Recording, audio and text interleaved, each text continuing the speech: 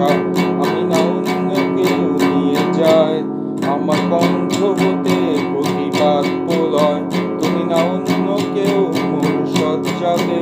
জেগে দেখি বুবু কোনো তমসা ক্ষয় তুমি না অন্য কেউ ফিরে আসে আর ডেকে তোলে বৃত্ত বন্দি মোর সঙ্গী তুমি সোনালি ভোরের আলোর মাঝে